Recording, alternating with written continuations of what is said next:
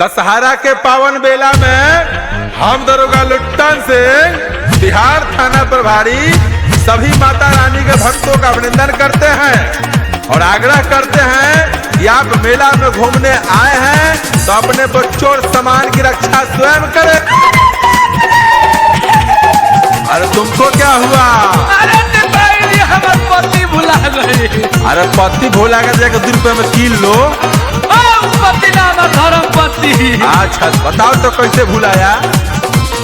कोई के जिद हम साथे ले आईनी, छूट गइल हाथ हम बड़ी पछतैनी।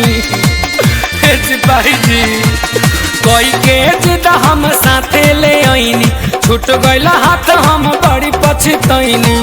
ढाका मुकी करे लोगावा, ढाका मुकी करे लोगावा, देखी के अकेला में सैया जी भुला गइले दशहरा के मेला में।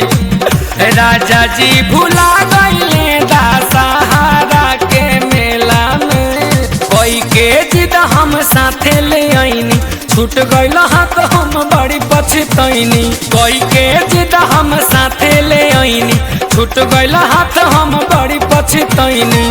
ढाका मुकी करे लोगावा, ढाका मुकी करे लोगावा, देखी के अकेला में सैया जी भुला गइले दशहरा के मेला में। राजा जी भुला गइले दशहरा के मेला में। अरे कहाँ भूला गया? कोनो नाम पता बताएगी? अपने पति के नाम भैया तो कौन नंबर दो? नंबर में लिख ली। बोलो। 99,909 है। अच्छा 97,700 ससुर। ये कैसा नंबर है रे? ये तो 2 मोबाइल है बहुका। अच्छा हमारे कोई मरद ले सिपाही। पढ़ल ना लिखल खेती करे ले गावे, आमी घुमाई लेके ऐनी हम थाने। सिपाही जी पढ़ल ना लिखल खेती करे ले गावे, आमी घुमाई लेके ऐनी हम थावे। सीधा सधाऊ हवन भोला, भइल न हमारा संगे चाट छोला। सीधा सधाऊ हवन भोला, भइल न हमारा संगे चाट छोला। जाएम कैसे घरवा हम, जाएम कैसे घरवा, पड़ल बानी झमेला में सैया भुलाइले दशहरा के मेला में। राजा जी भुला गइले है नवमी के मेला में। अरे कैसा नंबर दिया क्यों नहीं लगता है?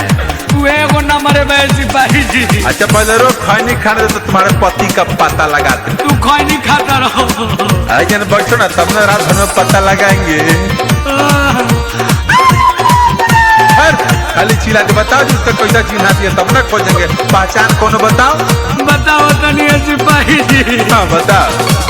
कोयले रहनी अखिया में उनका कजरावा, लागी न सैया पर केहू के नजरावा। कहने की सुनत कोयले रहनी अखिया में उनका कजरावा, लागी न सैया पर केहू के नजरावा।